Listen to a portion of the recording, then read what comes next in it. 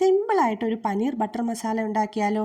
അപ്പോൾ അതിനായിട്ട് ആദ്യം വേണ്ടത് സവാള, തക്കാളി, പച്ചമുളക്, ഇഞ്ചി, വെളുത്തുള്ളി ഇവ ചെറുതായി അരിഞ്ഞ് മാറ്റി വയ്ക്കുക.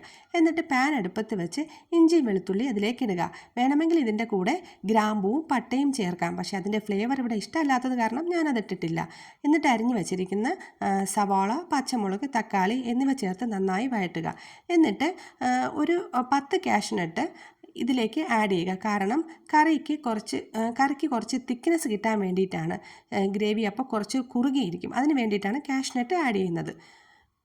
എന്നും സാമ്പാറും പൊട്ടറ്റോ കറിയും ഒക്കെ വെച്ച് മടുത്തിരിക്കുമ്പോൾ ഒരു പനീർ ബട്ടർ മസാല ആയാലോ? ഒരു ചേഞ്ച് ആർക്കാ ഇഷ്ടമല്ലാത്തതടോ? അതെ. എന്നിട്ട് നെക്സ്റ്റ് അതിലേക്ക് നമുക്ക് മുളക് പൊടി, മല്ലിപ്പൊടി, മഞ്ഞൾപ്പൊടി, ഗരം മസാലപ്പൊടി, കുരുമുളക് പൊടി എന്നിവ ചേർക്കുക. ഇത് നമ്മുടെ എരിവിനനുസരിച്ച് ഇതിൽ ചെറിയ ചെറിയ മാറ്റം വരുത്തി ഇടാവുന്നതാണ്. എന്നിട്ട് ഇതെല്ലാം വഴണ്ട് വരുമ്പോൾ മിക്സിയുടെ ജാറിലേക്ക് മാറ്റി അത് നല്ല പേസ്റ്റായിട്ട് അരച്ചെടുത്ത് കടായിലേക്ക് ഒഴിച്ച് ആ ഗ്രേവി ചൂടാവുമ്പോൾ അതിലേക്ക് പനീറും കുറച്ച് ബട്ടറും ആഡ് ചെയ്യുക. എന്നിട്ട് ആവശ്യത്തിന് മല്ലിയിലയും കൂടെ ചേർക്കുക. അപ്പോൾ